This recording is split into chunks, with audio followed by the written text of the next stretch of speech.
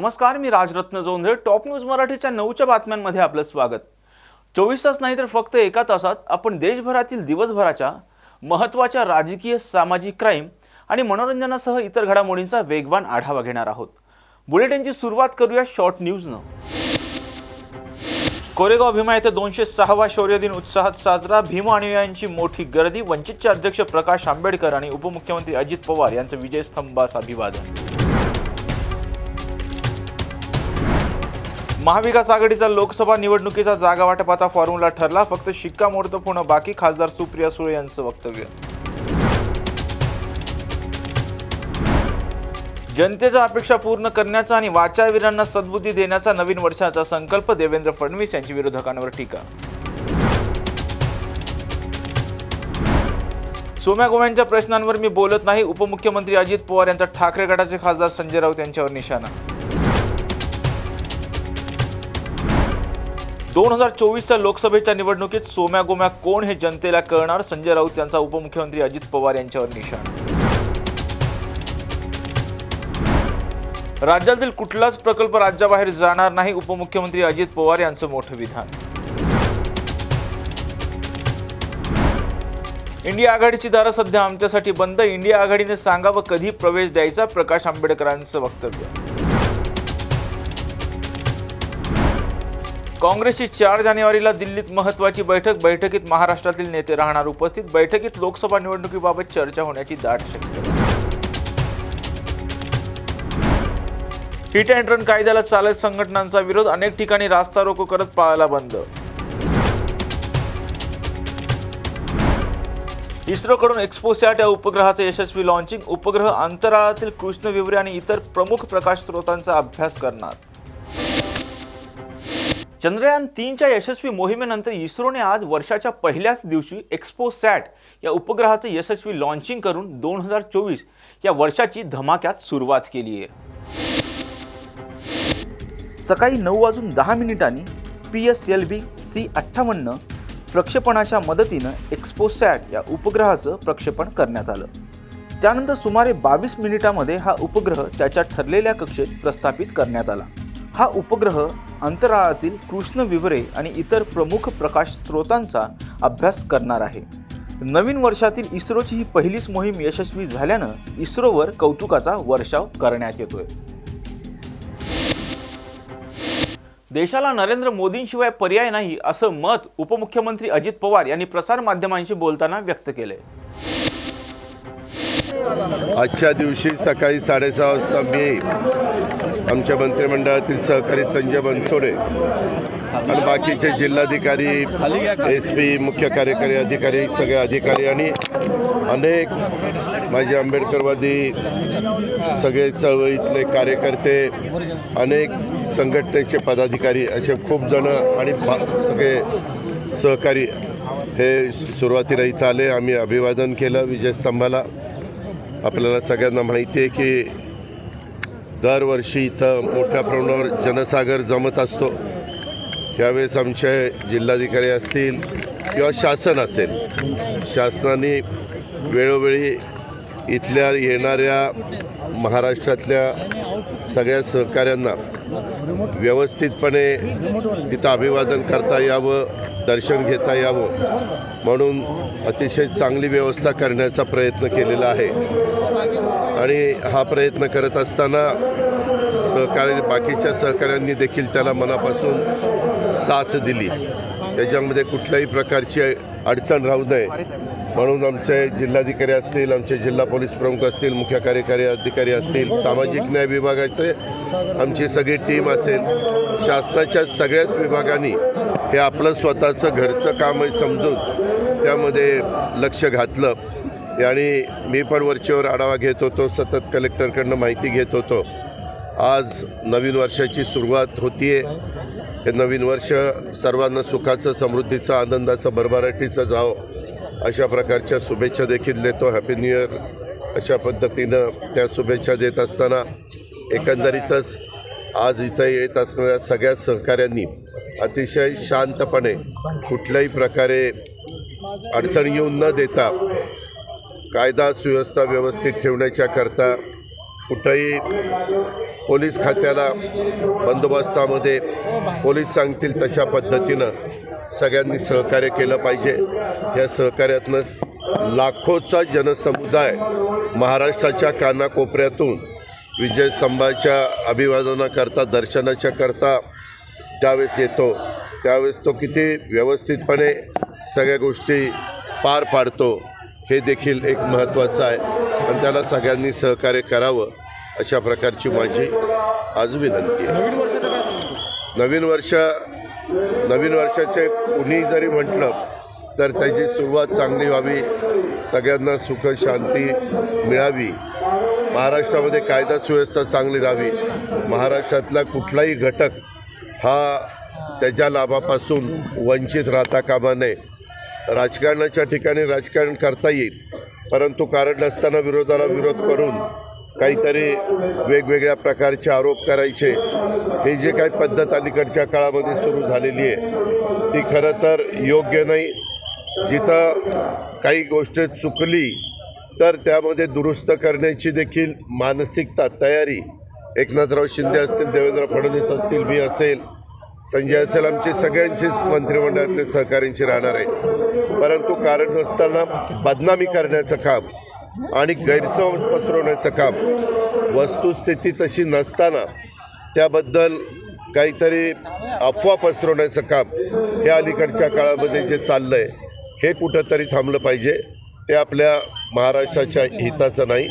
आपल्याला शिवाजी महाराज असतील, शाहू फुले आंबेडकर असतील, ह्या सर्व महामानवांनी हा एक चांगला आदर्श आपल्या सगळ्यांच्या समोर ठेवलेला आहे, चांगला विचार मांडलेला आहे. त्याच विचारांनी पुढे गेलो तर आपल्या सगळ्यांचं भलं होणार आहे, आपल्या सगळ्यांचं कल्याण होणार आहे. संकल्प काय आणि 24 काय पाहायला मिळेल महाराष्ट्राला? 24 पहिल्यांदा लोकसभेची निवडणूक आहे. आपण मध्ये 5 राज्यांच्या निवडणुका झाल्या, त्यावेळेस कौल बघितला म्हणजे एक्झिट पोलचे पण अंदाज सगळे फोल ठरलेले आपण पाहिलं. शेवटी जनता जनार्दन सगळे सर्वस्व आहे. बाबासाहेबांनी संविधान आपल्याला दिलं, त्या संविधानाचा आपण सगळेजण आदर करतो. डॉक्टर बाबासाहेब आंबेडकर घटनेचे शिल्पकार यांनी आपल्याला प्रत्येकाला मताचा एक अधिकार दिला. त्या अधिकाराचा वापर कसा करायचा हा प्रत्येकाचा वैयक्तिक प्रश्न आहे. आणि असं सगळ्या गोष्टी असताना आज देशाच्या समोर तरी मी ज्यावेळेस पाहत असतो, मी पण एक अधिक वर्ष समाजकार्य राजकारण करणारा कार्यकर्ता आहे, परंतु नरेंद्र मोदींच्याशिवाय दुसरा पर्याय आपल्याला कुठलाही पाहायला मिळत नाही.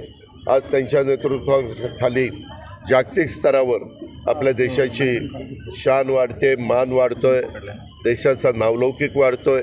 त्याचबरोबर वेगवेगळ्या घटकाच्या करता गेले 9.5-10 वर्ष त्यांनी ज्या काही योजना राबवलेल्या आहेत आणि त्या योजना राबवत असताना वेगवेगळ्या प्रकारचा प्रचार करण्यात आला, हे असं होईल ते तसं होईल, परंतु तसं न होता सगळ्यांना न्याय देण्याची भूमिका ही त्यांची चाललेली आहे. आणि त्यात युवा शक्तीला पण पुढे आणण्याचा प्रयत्न हा कसा करता येईल. आज 80 कोटी जनतेला मोफत अन्नधान्याचं वाटप होतं. आज एवढ्या मोठ्या संख्येला अन्नधान्याचं वाटप करत असताना त्याच्यामागचा एकच हेतू आहे की आपल्या भारतातला एक देखील व्यक्ती उपाशीपोटी झोपता कामा नये, अशा प्रकारचं त्याच्या पाठीमागची पार्श्वभूमी आहे. पिण्याचं पाणी असेल, इतर वेगवेगळ्या प्रकारच्या योजना असतील, त्याही योजना देण्याचा घराचा कार्यक्रम असेल, घरकुलाचा तर फार मोठा कार्यक्रम केंद्र सरकारने वेगवेगळ्या राज्यांना विश्वासामध्ये घेऊन राबवण्याचं काम चाललेलं आहे. आणि सगळ्या सणाला सगळेजण एकमेकाच्या आनंदामध्ये सहभागी होतात आणि सण साजरे करत असतानाचं चित्र आपल्याला पाहायला मिळतं. डीपीडीसीच्या विषयात भाजप पदाधिकारी तुमच्या कुठल्या कोणी केले? भाजपच्या दहा डीपीडीसी सदस्य ऐका, ज्या प्रकारे हे 3 पक्षाचं सरकार आहे, राष्ट्रवादी काँग्रेस आणि भारतीय जनता पक्ष, त्याच्यामध्ये वेगवेगळी पालकमंत्रीपदं वेगवेगळ्यांकडे, आता ह्याच्याकडं परभणीचं आहे, माझ्याकडं पुण्याचं आहे. साधारण जे सूत्र ठरलेलं आहे, मी अलीकड पालकमंत्री झालो, अलीकड म्हणजे 3-4 महिने झाले असतील, त्यावेळेस सोलापूरला राधाकृष्ण विखे पाटील साहेबांनी जे सूत्र ठरवलेलं होतं तशाच पद्धतीचं सूत्र आपण इथं ठरवलं. त्याच्यामध्ये काही गैरसमज असेल तर मला माहीत नाही. मी आज ह्या जिल्ह्याचा पालकमंत्री झालेलो नाही आहे. अनेक वर्ष महाराष्ट्रातल्या जनतेने मला वेगवेगळ्या पदांवर संधी दिलेली आहे. इंडिया आघाडीमध्ये वंचित बहुजन आघाडीला सामील करण्याबाबत मागील काही दिवसांपासून चर्चा सुरू आहे. मात्र आता सध्या तरी आमच्यासाठी इंडिया आघाडीचे दरवाजे बंद आहेत असं विधान वंचितचे अध्यक्ष प्रकाश आंबेडकर यांनी केलंय. सत्तेमध्ये येणं, संविधान वाचवणं हा आमचा असणारा एक भाग आहे. आणि जे काही मराठा समाज आणि ओबीसी याच्यातलं जे भांडण झालेलं आहे ते वाढणार नाही आणि त्याच्यामधनं असणारा योग्य तोडगा निघेल आणि महाराष्ट्राची शांतता जशीच्या तशी राहील हे पाहणं हे आमचं नवीन वर्षाचं संकल्पना आहे. तुम्ही काल पवार साहेबांना भेटलात, अशी चर्चा सुरू आहे, काय चर्चा झाली? माझं म्हणणं असं आहे की आम्ही आता असणारे एकत्र येणारच आहोत. त्याच्यामुळे औपचारिक अनौपचारिकरित्याने कुठे कधी नाही कधीतरी भेटणी होणारच आहे.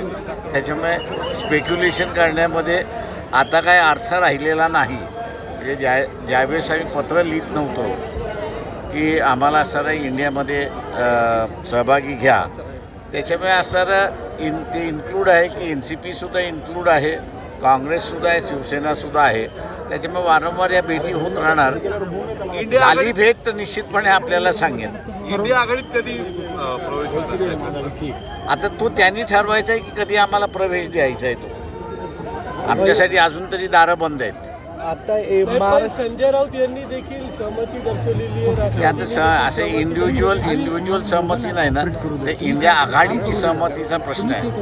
सगळ्यात महत्त्वाचं कोणाचा विरोध होतो मला माहीत नाही आहे. आता महाराष्ट्राच्या बाहेर एक उद्योग जायला सुरुवात झाली आहे. पानबुडीचा प्रोजेक्ट बाहेर चाललाय, तरी महाराष्ट्रातले मुख्यमंत्री उपमुख्यमंत्री काय बोलत नाही यावरती. ते माझं म्हणणं असं मी याच्यावरती एक असणारा पूर्णपणे मी थांबलो याच्यासाठी की त्या दिवशी इंडिया आघाडीमध्ये आम्ही सहभागी झालो तर त्याच्यामध्ये या पंतप्रधानाने गेल्या 10 वर्षामध्ये देशाला कसं खोकलं केलेलं आहे याचा एक आराखडा आम्ही मांडलो.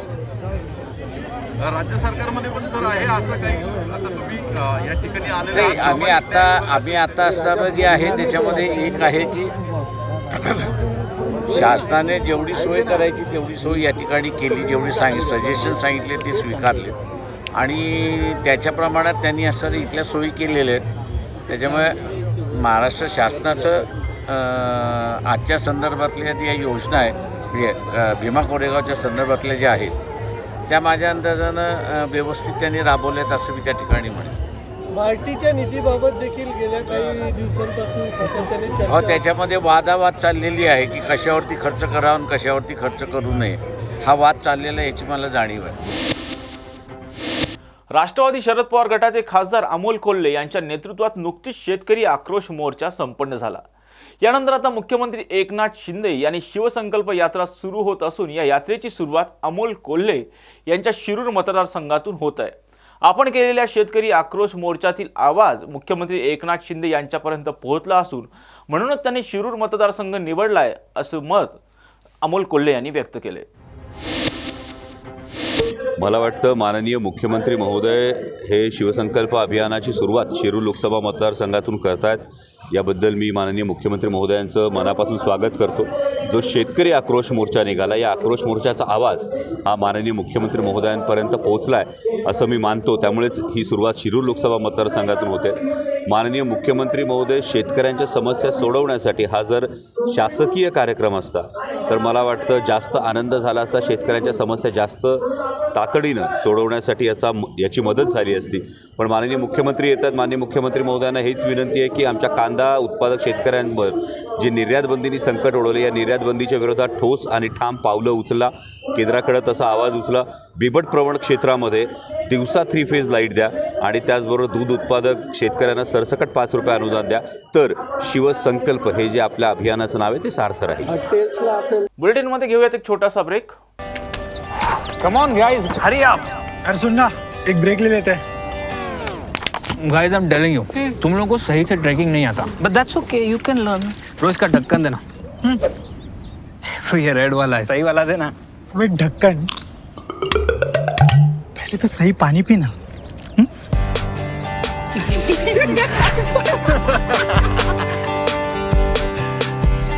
Manikchand Oxyrich, proudly Indian.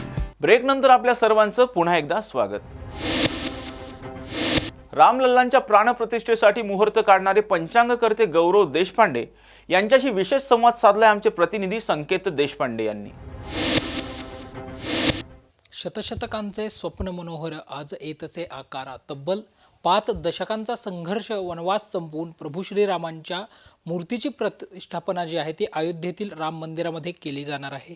ही प्राणप्रतिष्ठापना येत्या 22 जानेवारीला होती आणि या सगळ्या निमित्तानं पंचांगकर्ते पुण्यातील जे पंचांगकर्ते आहेत गौरव देशपांडे हे सध्या चर्चेमध्ये आहेत. ते स्वतः व्यवसायाने सॉफ्टवेअर इंजिनियर आहेत आणि राम मंदिरासाठीचा जो प्राणप्रतिष्ठापनेचा मुहूर्त आहे त्या काढणाऱ्या विद्वान पंडितांमध्ये गौरव देशपांडे यांचा देखील समावेश आहे. स्वतः गौरवजी आपल्यासोबत आहेत. सर, सर्वप्रथम सांगाल की हा मुहूर्त काढण्याची जबाबदारी तुमच्याकडे कशी आली? सर्वप्रथम चॅनलचं मनपूर्वक मी अभिनंदन करतो.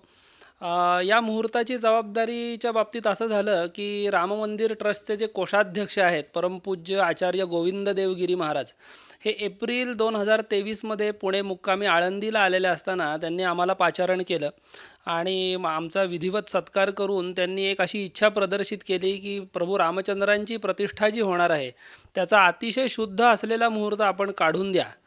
आणि हा मुहूर्ताच्या बाबतीत अट अशी त्यांनी सांगितली होती की 25 जानेवारीच्या आतला फक्त हा मुहूर्त पाहिजेला आहे. तर मग त्या दृष्टीने अनेक प्राचीन ग्रंथ बघण्यात आले, कारण ही घटना जवळपास 500 वर्षांनी होती आहे. त्यामुळे अतिशय शुद्ध मुहूर्त असणं खूप आवश्यक आहे. मुहूर्तावर अनेक गोष्टी अवलंबून असतात. त्यामुळे मुहूर्तात कुठेही 1%सुद्धा चूक नको अशा प्रकारचा अतिशय शुद्ध मुहूर्त काढण्याची जबाबदारी होती. तर 25 जानेवारीच्या आतला मुहूर्त असल्यामुळे त्या वेळेत पौष महिना येतो. म्हणजे आपल्याकडे चैत्र महिन्यापासून जे मराठी महिने आहेत आपले त्यातला पौष महिना येतो आणि उत्तरायणामध्ये देवतांची प्राणप्रतिष्ठा करावी असं आपल्या शास्त्रामध्ये सांगितले. उत्तरायणगे सूर्ये प्रतिष्ठा शोभना भवेत असं संस्कृतमध्ये शास्त्रवचन आलं आहे. त्याचा अर्थ उत्तरायणामध्ये केलेली देवतांची प्राणप्रतिष्ठा ही अतिशय शुभप्रद सांगितली आहे. तर उत्तरायण म्हणजे मकर संक्रांतीला जेव्हा सूर्य मकर राशीत जातो त्यावेळेला उत्तरायणाला सुरुवात होते. तर 15 जानेवारी 2024ला सूर्य मकर राशीत जातो आहे, तिथून उत्तरायणाला सुरुवात होते आणि त्यांनी जी मर्यादा दिली आहे ती 25 जानेवारीपर्यंतच होत असल्यामुळे 10 दिवसातला मुहूर्त काढणं अतिशय आवश्यक होतं. तर त्या दृष्टीने पौष महिना जो आहे तो आपल्याकडे अनेक गैरसमज असे असतात की पौष महिन्यामध्ये कोणती शुभ कामं करू नयेत, नवीन गोष्टी खरेदी करू नयेत इत्यादी.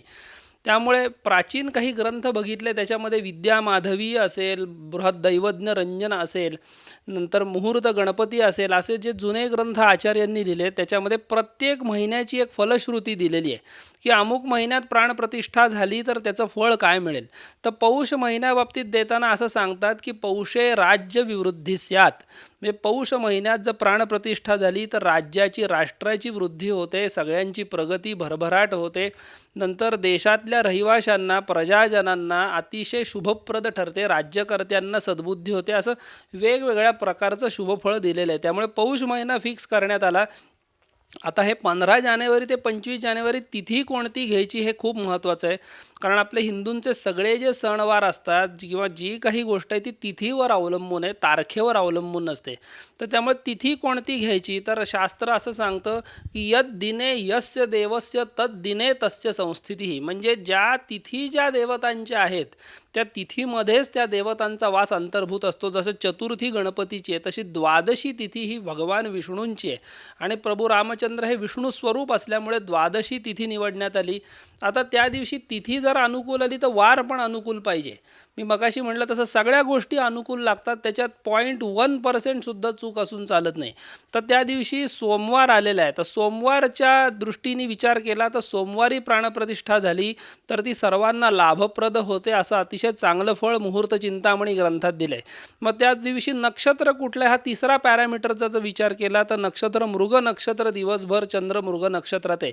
मृग नक्षत्रावर प्राणप्रतिष्ठा झाली तर ती अतिशय शुभंकर, सगळ्यांना मंगलप्रद सांगितले. त्यामुळे महिना उत्तरायण, तिथी, नक्षत्र, वार, योग, करण हे सगळीच अंग अनुकूल मिळाली. आता वेळ कुठली घ्यायची हा एक खूप महत्त्वाचा विषय असतो.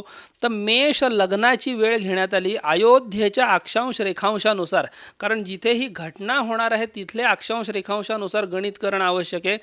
तर अयोध्येच्या अक्षांश रेखांशानुसार साधारणपणे सकाळी 11:07 ते साधारणपणे दुपारी 12:45 मेष लग्न असणारे. मेष लग्नाला अनेक ग्रह अनुकूल आहेत त्यावेळेला. त्याच्यातही अजून सूक्ष्म गणित करायला लागतं. या लग्नाचा साधारण 1/9 म्हणजे 1/9 जो भाग आहे तो घ्यायला लागतो. त्या नवमांशातल्या विशिष्ट स्थिर नवमांश म्हणजे वृषभ, सिंह, वृश्चिक आणि कुंभ याला स्थिर नवमांश म्हणतात. तो एक 10 ते 12 मिनिटाचा कालावधी साधारण मिळतो. एक 12:25 नंतर हा कालावधी सुरू होतो. तर असा अतिशय मायन्यूट लेवलचा कालावधी काढून देण्यात आला. काशीचेही एक विद्वान आहेत गणेश्वर, परमपूज्य गणेश्वर शास्त्री द्रविड गुरुजी, त्यांनीही एक मुहूर्त 22 जानेवारीचा दिला आहे. आमच्याकडूनही 22 जानेवारीचा देण्यात आला. तर या निमित्ताने एक प्रभू रामचंद्रांच्या सेवेमधला एक खारीचा वाटा, एक पुणेकर म्हणून आणि एक मराठी व्यक्ती म्हणून मला ही संधी मिळाली, तर मी एक धन्यवाद व्यक्त करतो. साधारणतः प्राणप्रतिष्ठापनेची वेळ काय राहणार आहे आणि हा प्राणप्रतिष्ठापनेचा सोहळा कसा असतो? प्राणप्रतिष्ठेच्या सोहळ्यापूर्वी अनेक धार्मिक कार्यक्रम 3 ते 4 दिवस आधीच सुरू होतात. त्याच्यात धान्याधिवास, अन्नाधिवास, जलाधिवास असे वेगवेगळे कर्मकांडाचे ते एक प्रक्रियेतनं ते जायला लागतं. आणि त्या दिवशीसुद्धा मुख्य प्राणप्रतिष्ठेच्या आधीसुद्धा अनेक धार्मिक विधी असतात. आणि त्याची वेळ मी मगाशी म्हटलं तसं अयोध्येच्या अक्षांशानुसार साधारण एक 12:25 नंतर पुढच्या 10 मिनिटामध्ये हा कार्यक्रम पूर्ण होईल. गुरुजी, एकंदरीत जर आपण पाहिलं तर मुहूर्त पाहत असताना कोणत्या गोष्टी अनुकूल असतात किंवा कशाच्या आधारावर हा नेमका मुहूर्त काढला जातो? आता मुहूर्त मी मगाशी म्हटलं तसं ठरवताना प्रत्येक गोष्ट जी आहे ती अनुकूल लागते. त्याच्यात एक जरी गोष्ट म्हणजे आता समजा हा मुहूर्त असता आणि मंगळवार आला असता तर मंगळवार हा प्राणप्रतिष्ठेसाठी वर्ज दिला आहे काही ठिकाणी, तर त्यामुळे तो घेता नसता आला. पण प्रभू रामचंद्रांचीच इच्छा अशी असावी की हा सगळ्याच दृष्टीने अनुकूल मुहूर्त आलेला आहे. त्यामुळे मगाशी म्हटलं तसं लग्नाची शुद्धी असेल, लग्न राशीला किती ग्रह अनुकूल आहेत, 9 पैकी किमान 5 ग्रह तरी अनुकूल लागतात. परत नक्षत्र असेल, योग, करण आणि ती वेला जी आहे ज्या काळामध्ये मुहूर्त होणार आहे हा ती स्थिर नवमांश म्हणजे पुढचे अनेक हजारो वर्ष हे मंदिर स्थिर राहील. त्याच्यावरती परकीय आक्रमण होणार नाहीत. जनतेला सद्बुद्धी होईल, राज्यकर्त्यांना सद्बुद्धी होईल आणि प्रजेचा, भारतवासियांचा उत्तरोत्तर अभ्युदय होईल. अशा प्रकारचा अतिशय सुमुहूर्त काढून देण्यात आलेला आहे. खूप खूप धन्यवाद गुरुजी, तुम्ही टॉप न्यूज मराठीमध्ये बोललात. कॅमेरा पर्सन मंगेश पवार यांच्यासह संकेत देशपांडे, टॉप न्यूज मराठी, पुणे. राज्यात पुन्हा एकदा पावसाचा अंदाज हवामान विभागाने व्यक्त केला आहे. आज कमी दाबाचे क्षेत्र आग्नेय अरबी समुद्र व लगतच्या पश्चिम समुद्रावर आहे. त्याची हालचाल उत्तरेकडे असल्यामुळे महाराष्ट्रावर बंगालच्या उपसागरात येणारे आर्द्रतायुक्त वाऱ्यांमुळे ढगाळ वातावरणात वाढ होण्याची शक्यता आहे. 2 ते 4 तारखेपर्यंत मुख्यतः आकाश निरभ्र राहून अधूनमधून अंशतः ढगाळ राहील. त्यामुळे किमान तापमानात वाढ होण्याची शक्यता आहे. 5 तारखेनंतर आकाश अंशतः ढगाळ व वेळोवेळी सामान्यतः ढगाळ राहील. त्याचबरोबर तुरळक ठिकाणी अतिहलक्या ते हलक्या स्वरूपाचा पाऊस पडण्याची शक्यता आहे. 5 तारखेनंतर 3 ते 4 दिवस पावसामुळे किमान व कमाल तापमानात घट होण्याची शक्यता आहे. त्यामुळे दिवसा थंडी जाणवणार आहे. कोकण, गोवा व मध्य महाराष्ट्रामध्ये तुरळक ठिकाणी अतिहलक्या ते हलक्या स्वरूपाचा पाऊस पडण्याची शक्यता आहे. पुणे व आसपासच्या परिसरात 5 तारखेपर्यंत हळूहळू किमान तापमानात वाढ होण्याची शक्यता आहे 2 ते 3 डिग्री सेंटीग्रेडपर्यंत. त्यानंतर पुढील 3 ते 4 दिवस तुरळक ठिकाणी अतिहलक्या स्वरूपाचा पाऊस पडण्याची शक्यता आहे. त्यामुळे किमान तापमानात घट होण्याची शक्यता आहे. ढगाळ वातावरणामुळे कमाल तापमानात देखील घट होण्याची शक्यता आहे. 5 तारखेनंतर हलक्या स्वरूपाच्या पावसाची शक्यता राहील. दिवसाचे तापमान कमी झाल्यामुळे थंडी जाणवणार आहे. कम ऑन गाइस, हरी अप. अरे सुन ना, एक ब्रेक ले लेते हैं. महाविकास आघाडीचा जागा वाटपाचा फॉर्म्युला ठरला असून दिल्लीतून शिक्कामोर्तब होणं बाकी आहे असं विधान राष्ट्रवादी शरद पवार गटाच्या खासदार सुप्रिया सुळे यांनी व्यक्त केले. बाकी फॉर्म्युला सगळा आमचा मागच्या वेळेस जेव्हा माननीय उद्धवजी, आदरणीय पवारसाहेब आणि सोनियाजी वगैरे आणि खडगे साहेब हे जेव्हा दिल्लीत मागच्या मीटिंगला आम्ही सगळे जे वरिष्ठ नेते होते त्या मीटिंगला, तिथे मोठा एक इन्फॉर्मली त्याच्यावर शिक्कामोर्तब झालेलाच आहे. ते फक्त आता ऑफिशियल एक पुढच्या 8-10 दिवसात होईल.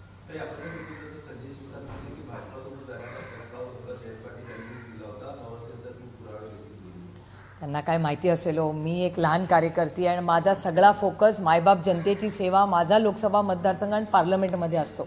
आणि मला बेरोजगारी, महागाई, पाण्याचे, महाराष्ट्राचे प्रश्न ह्याच्यात मी इतकी व्यस्त असते की मला बाकीच्या फारशा माहिती नसतात.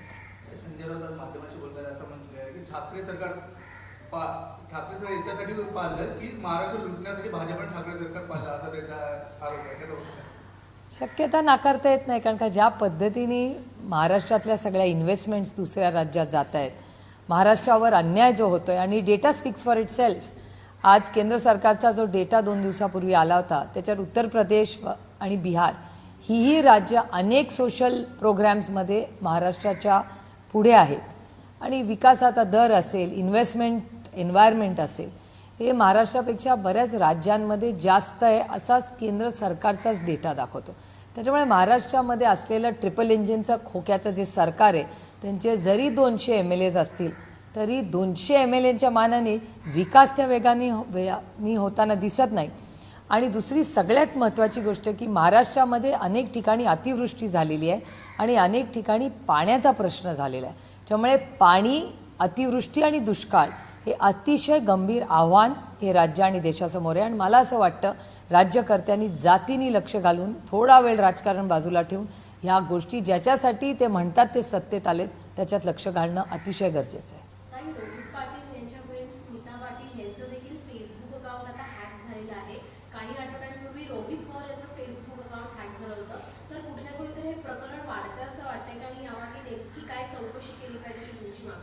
होम मिनिस्ट्री काय करते? सगळे विषय सायबर क्राईमचे हे होम मिनिस्ट्रीच्या अंडर येतात. आणि गेल्या 15 दिवसापूर्वी असं एक बिल केंद्र सरकारने क्राईम असेल ह्याच्याबद्दल एक नवीन क्रिमिनल लॉजबद्दल एक महत्त्वाचं विधेयक दिल्लीमध्ये पास केलं, ज्याच्यात फोन टॅपिंग ऑफिशियल करून टाकले त्यांनी. म्हणजे ह्या देशामध्ये प्रायव्हसी किंवा अभिव्यक्ती स्वातंत्र्य हे आता कमी कमी होताना दिसतंय. त्याच्यामुळे दुर्दैव आहे की एकीकडे असे दडपशाहीसारखे निर्णय होत आहेत आणि आजकालची नवीन पिढी जे ऑफिशियली पारदर्शकपणे त्यांची मतं मांडतात त्यांची अकाउंट्स हॅक होत आहेत. त्याच्यात अर्थातच अपयश हे गृहमंत्रालयाचं हे दिसतं. आणि सातत्याने तुम्ही बघाल म्हणजे देवेंद्रजी 2.0 हे जेव्हापासून गृहमंत्री झालेत तेव्हापासून तुमच्याच चॅनलवर दिसतंय की क्राईम वाढला आहे आणि तुमचा आणि त्याच चॅनलवरचा डेटा म्हणतो की महाराष्ट्रातला क्राईम वाढलेला आहे. After we finish Marathi completely, I promise to talk to you. I will reply to you the minute I finish with Marathi. Thank you.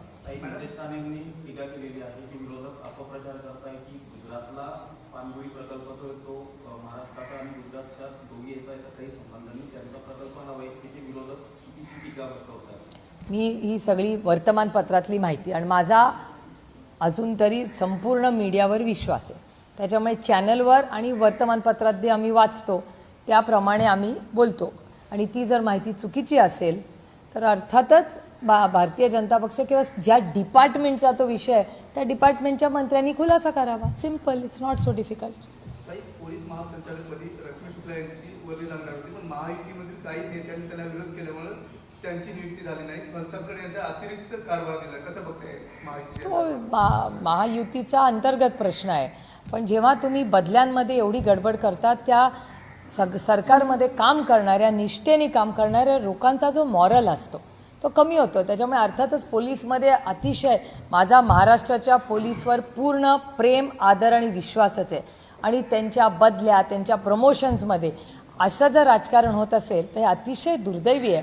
आणि मग ज्या प्रेमाने, आदराने एक आदर्श म्हणून आजचा युवा पिढी पोलीसमध्ये जातो त्याला काय तुम्ही आदर्श करताय त्यांच्या पुढे? त्याच्यामुळे राजकारण हे पोलिसून बाहेर असलंच पाहिजे आणि पोलिसांना पारदर्शकपणे संविधानाच्या चौकटीत राहून या ट्रिपल इंजिनच्या खोके सरकारने काम करू दिलं पाहिजे.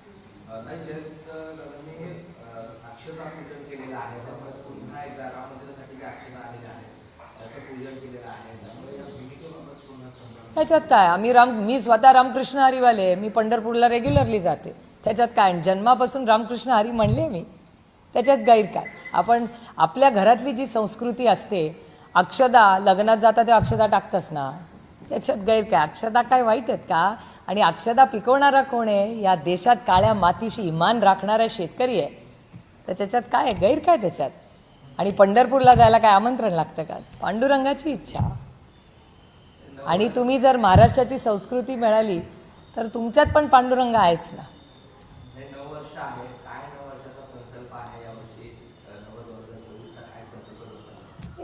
कालच तुम्ही जर वर्तमानपत्र सगळी वाचली असतील तर जगामध्ये अनेक महत्त्वाच्या देशांमध्ये यावर्षी इलेक्शन आहे.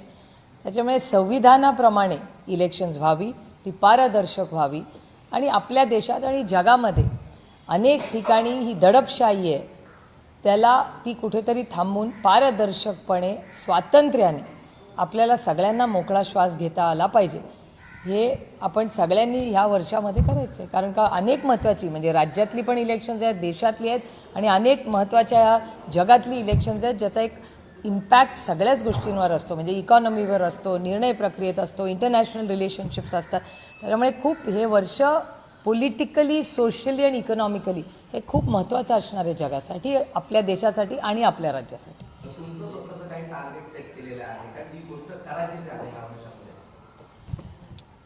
मी त्याला न्यू इयरची वाट बघत नाही. जेव्हा मला काही करायचं असतं तेव्हा मी त्या क्षणी तो निर्णय घेते. मी काय न्यू इयरसाठी थोडी वाट बघत नसते की ते न्यू इयर आल्यावर आपण हे करूया.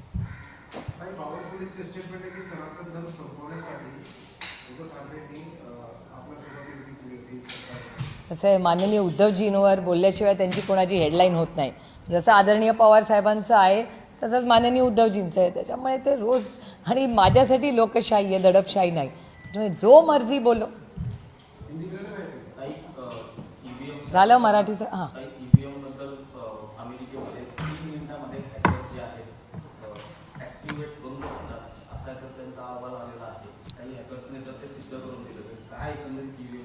मला असं वाटतं जर अशा काही चर्चा असतील तंत्रज्ञानाबद्दल, याचा गांभीर्याने आपण सगळ्यांनीच विचार कोण जिंकलं कोण हरलं असं नाही, पण देश हा कोणीही सत्तेत असू दे तरी तो संविधानानेच आणि पारदर्शकपणे जाईल.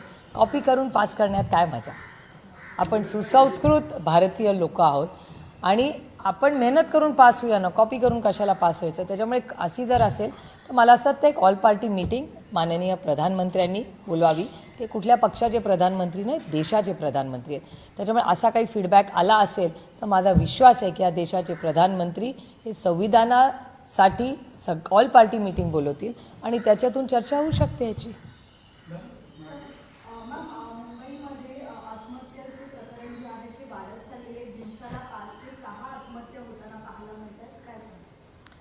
हा अतिशय गंभीर विषय आहे. काय कारणासाठी त्या आत्महत्या होत आहेत ह्याचंही आत्मचिंतन केलं पाहिजे.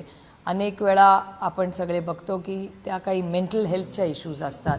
तर ह्या आत्महत्या कशामुळे होत आहेत? मग ह्या इकॉनॉमिकल इश्यूजमध्ये होत आहेत का सोशल इश्यूजबद्दल होत आहेत?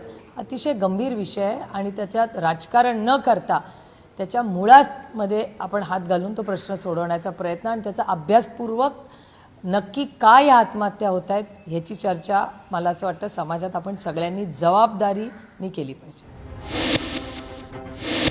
उपमुख्यमंत्री अजित पवार यांनीच अमोल कोल्हे आणि सुप्रिया सुळे यांना निवडून आणलं आहे अशा शब्दात राज्य महिला आयोगाच्या अध्यक्षा रुपाली चाकणकर यांनी अमोल कोल्हे आणि सुप्रिया सुळे यांच्यावरती टीका केली आहे. लोकसभा इलेक्शन्स आहेत, त्या अनुषंगाने पक्षाची काय तयारी असणार आहे आणि विरोधकांना काय सल्ला द्या? सर्वप्रथम आपल्या सर्वांना नवीन वर्षाच्या मनपूर्वक शुभेच्छा. आपल्या सर्वांचे संकल्प सिद्धीत जावोत या आमच्या राष्ट्रवादी काँग्रेस पक्ष राज्य महिला आयोगाच्या वतीनं आपल्याला सदिच्छा. 2023मध्ये आदरणीय दादांनी जो निर्णय घेतला तो महाराष्ट्राच्या विकासाचा निर्णय होता आणि त्या निर्णयासोबत महाराष्ट्रातली जनता आली.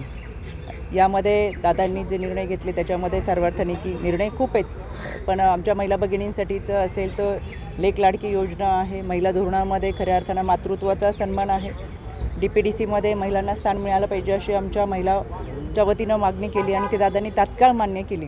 DPDCमध्ये आपण पाहत आहे महिला सदस्य म्हणून त्यांच्या नेमणुका करण्यात आलेल्या आहेत आणि आता निर्णय प्रक्रियेमध्ये महिला येतात आहेत. या सगळ्यांबरोबरच 2024मध्ये आज 9/2024 साल सुरू होत आहे. 18 जानेवारीला आम्ही षण्मुखानंद हॉलला महिलांचा महामेळावा आयोजित केलेला आहे. महाराष्ट्रातल्या ग्रामीण भाग, शहरी भाग, वाड्यावस्ती आणि पाड्यावरच्या महिला भगिनी त्या ठिकाणी उपस्थित राहणार आहेत दादांनी घेतलेला निर्णय आणि महिला सन्मानासाठी. त्याचबरोबर 5 जानेवारीला आपल्या पुण्यामध्ये ससून हॉस्पिटलमध्ये तृतीयपंथीयांसाठी असलेल्या स्वतंत्र वॉर्डचं उद्घाटन आदरणीय दादांच्या हस्ते होते. राज्य महिला आयोगाच्या वतीनं गेले 2 वर्षामध्ये काम करत असताना सातत्याने माझी ही मागणी होती की तृतीयपंथीयांसाठी स्वतंत्र विभाग असावा, एक आरोग्य विभाग त्यांना सुविधा द्यावी आणि महाराष्ट्रातलं हे पहिलं वॉर्ड होणार आहे ज्या ठिकाणी तृतीयपंथीयांना त्यांच्या सुविधा मिळणार आहे. ह्या सगळ्याच गोष्टी आमच्यासाठी अतिशय अभिमानाच्या आहेत, कारण की खऱ्या अर्थाने एक महिला सन्मान त्या व्यासपीठावरती येतो आणि म्हणून मला आवर्जून सांगायचं आहे 2024 हे वर्ष निवडणुकांचं वर्ष असणार आहे. भावनिक राजकारण लोकांना फार काळ चालत नाही. 1-2 महिन्यात भावनिकता संपून जाते. शेवटी विकास कामांवरती राज्य चालतं. यामध्ये युवकांचे प्रश्न असतील, विद्यार्थ्यांचे असतील, कामगारांचे, कष्टकऱ्यांचे, शेतकऱ्यांचे, आमच्या महिला भगिनींचे प्रश्न आहेत. भावनिकतेने हे प्रश्न सुटणारे नाहीत. त्याच्यासाठी काम केलं पाहिजे म्हणून महायुती सरकार अतिशय उत्तमरित्या काम करते. मला खात्री आहे येणाऱ्या कालावधीमध्ये जशा 2023मध्ये ग्रामपंचायतीचा कौल हा महायुतीला होता, काम करणाऱ्या माणसांना होता, नेतृत्वाला होता आणि म्हणून त्याच पद्धतीने येणाऱ्या लोकसभा आणि विधानसभेच्या निवडणुकीमध्ये सुद्धा महाराष्ट्राची जनता ही महायुतीबरोबर आहे. 2024 नक्कीच होणार दादा होणार. यामध्ये फक्त दादा मुख्यमंत्री झाले पाहिजेत आणि होणार का असं म्हणून चालणार नाही. तर संघटना म्हणून आम्हाला सगळ्यांना काम करावं लागणार आहे आणि संघटना म्हणून काम करत असताना ही संघटना ही तळागाळात पोचलेली असली पाहिजे. त्यावेळेसच आम्ही खऱ्या अर्थानं कार्यकर्ते, दादांचे कार्यकर्ते म्हणून आम्ही त्यांचं स्वप्न म्हणजे आमचं सगळ्यांचं स्वप्न पूर्ण करू शकतो. फक्त होणार का, होतील का किंवा घोषणा देऊन असं होणार नाही. त्याच्यासाठी आम्हाला तळागाळात पोचलं पाहिजे आणि संघटना बांधली पाहिजे. 2024ला तुम्ही करणार का दादांना मुख्यमंत्री असा पण तुम्ही करणार? एक कार्यकर्ते म्हणून आम्हाला सगळ्यांनाही वाटतं दादा मुख्यमंत्री व्हावं आणि हे प्रामाणिकपणे प्रत्येक कार्यकर्त्याचं स्वप्न असतं आपल्या नेत्याच्याबद्दल, नेतृत्वाबद्दल. त्याच्यामुळे ते आमचं स्वप्नच आहे आणि ते पूर्ण करण्यासाठी आम्ही संघटनेच्या माध्यमातून प्रयत्न करू. 24ला 2 संधी आहेत, एक लोकसभेनंतर आणि एक विधानसभेनंतर. त्यातली कुठली संधी दादांना सीएम पदी पाहायला आवडेल? आम्ही जो प्रयत्न करतोय याच्यामध्ये यानंतर मिळेल का, त्यानंतर मिळेल का हा आमचा विषय नाही.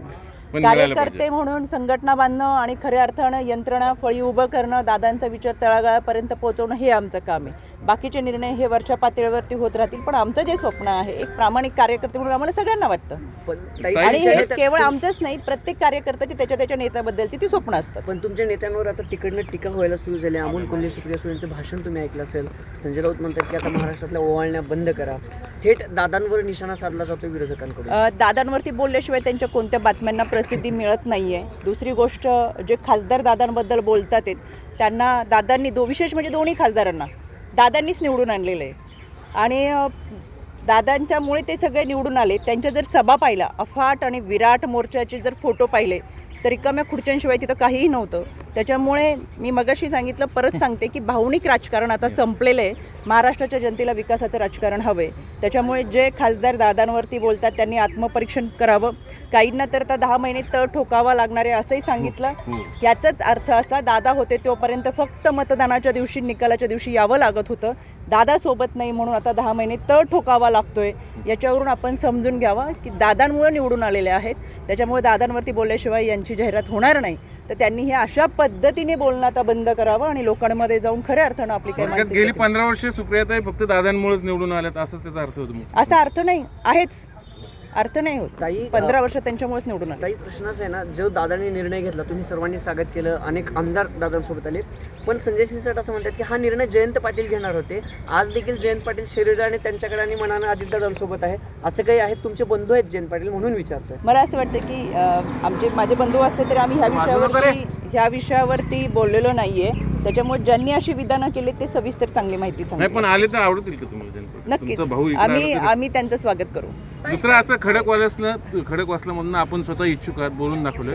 तिथं आता नाना पाटेकर इच्छुक आहेत. शेवटी निवडणुका ह्या स्पर्धा असतात, त्यामध्ये ज्यांना ज्यांना इच्छा असेल ते उभे राहतात, स्वतःचं अस्तित्व आजमावतात. त्याच्यामुळे कोणी उभं राहावं, कोणी इच्छुक असावं हा प्रत्येकाचा निर्णय असतो. शेवटी प्रतिस्पर्धी असलाच पाहिजे ना, निवडणुका तशा कशा होतील. त्याच्यामुळे मीच आहे आणि असं होणार नाही. प्रतिस्पर्धी असले पाहिजेत, इच्छुकांची संख्या मोठ्या प्रमाणात असली पाहिजे, त्याच्याशिवाय लढाईलाही मजा येत नाही. नाना पाटेकर समोर असले तरी लढणार. शेवटी नेते आपण अनेक वेळा पाहिलं, अभिनेता हा अभिनय क्षेत्रामध्ये काम करत असताना अनेक जण राजकारणात आले, त्यांना लोकांनी किती स्वीकारलं नाही स्वीकारलं ही लोकांची मानसिकता असते. येणाऱ्या काळामध्ये ठरवता येतील. आता त्यावरती विधान करणं मला असं वाटत नाही की फारसं योग्य राहील. बारामती लोकसभा मतदारसंघातून यंदा मग कोणाचा खासदार होणार? महायुतीचा होणार का राष्ट्रवादीचा होणार? भीमा कोरेगाव येथे विजयस्तंभास अभिवादन करण्यासाठी आंबेडकरी अनुयायांनी मोठी गर्दी केली होती. आज वंचितचे अध्यक्ष प्रकाश आंबेडकर आणि उपमुख्यमंत्री अजित पवार यांनी विजयस्तंभास अभिवादन केले.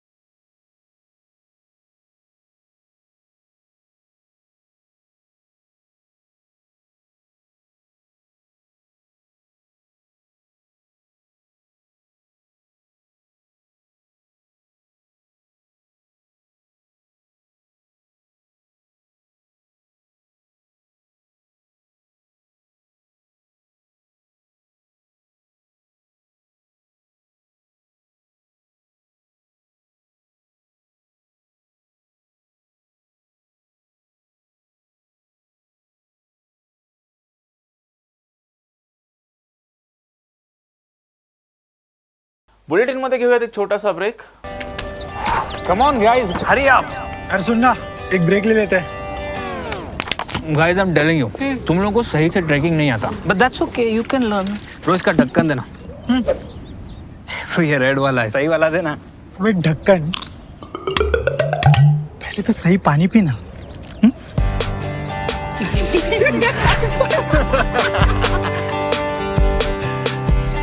Manikchand Oxyrich, proudly Indian. ब्रेकनंतर आपल्या सर्वांचं पुन्हा एकदा स्वागत. पुण्याचा संशोधक विद्यार्थ्यांनी सारथी कार्यालयाबाहेर आंदोलन करत बार्टीच्या विद्यार्थ्यांना वेगळा न्याय आणि सारथीच्या विद्यार्थ्यांना वेगळा न्याय का असा सवाल उपस्थित केलाय.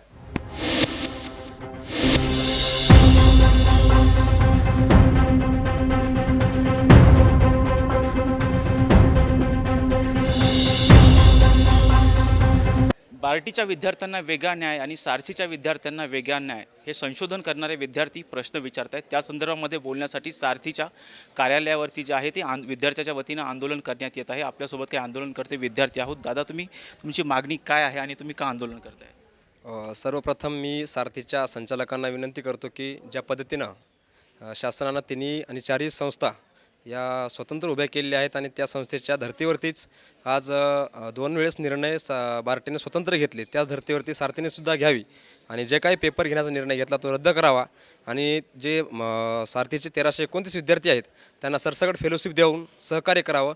यासाठी आम्ही महाराष्ट्रातून हजारो विद्यार्थी या ठिकाणी उपस्थित आहोत. जरी करता त्यांनी जर ही मागणी मान्य नाही केली तर आम्ही कुठल्याही पद्धतीची परीक्षा देणार नाहीत आणि जोपर्यंत आम्हाला पत्र दिलं जाणार नाही तोपर्यंत आम्ही इथून उठणार नाहीत. दादा, कोणती परीक्षा होती आणि काय नेमका प्रकार काय घडला आहे सविस्तर सांग. सारथी, बार्टी, महाज्योती आणि TRTI ह्या तिन्ही संस्था PhD संशोधक विद्यार्थ्यांना फेलोशिप देतात. मुद्दा हा आहे की सारथीचा 2022 साली म्हणजे मार्च 2022 साली सारथी संस्थेकडून एक जाहिरात काढण्यात आली. त्या जाहिरातीमध्ये कुठेही उल्लेख नव्हता की आपण परीक्षा घेऊ किंवा अशा पद्धतीचे काही निकष ठरवू. हा उल्लेख नसताना 30 ऑक्टोबर 2023ला उपसमिती महाराष्ट्र सरकारची बसते आणि त्याच्यामध्ये ठरवलं जातं की आपण ह्या सारथी, बार्टी, महाज्योती ह्या संस्थांना 200 जागा करूया आणि ह्या समान धोरण ह्या संस्थांना लागू करूया. परंतु जाहिरातीच्या आधी जर हे केलं असतं तर हे आम्ही सर्व विद्यार्थ्यांनी मान्य केलं असतं. तुम्ही एकीकडे जाहिरात काढताय, त्याच्यानंतर एक 6 महिन्यानंतर तुम्ही धोरण ठरवताय.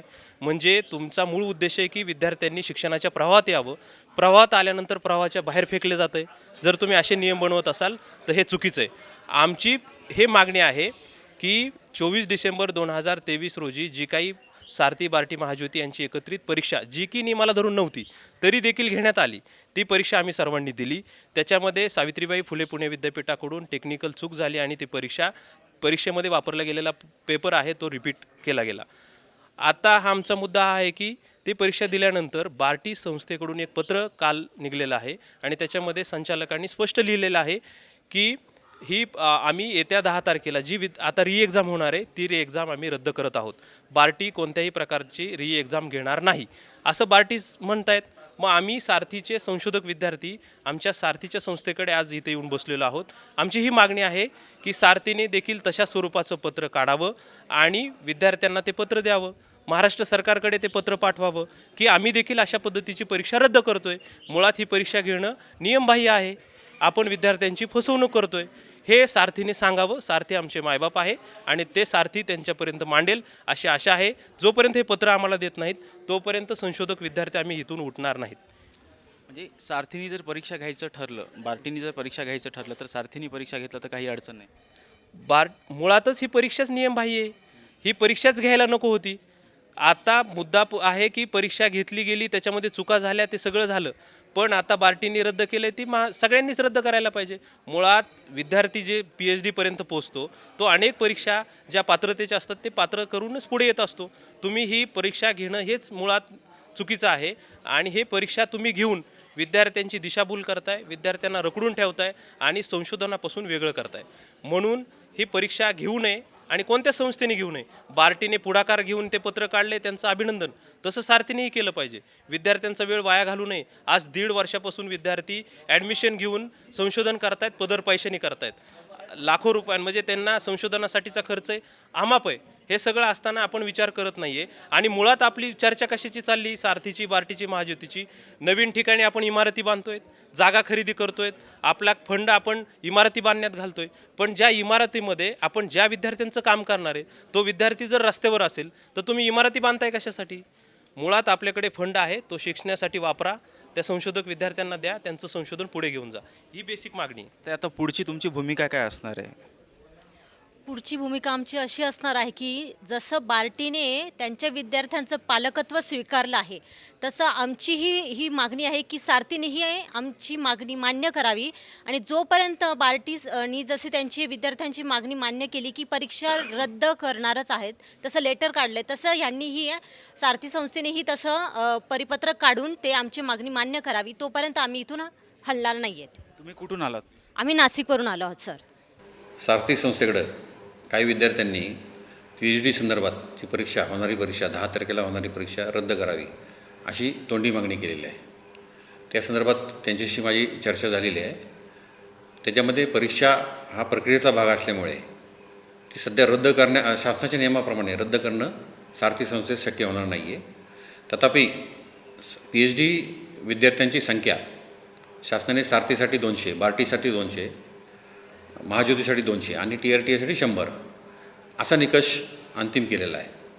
त्यानुसार आपण ही नियोजित परीक्षा घेणार आहोत.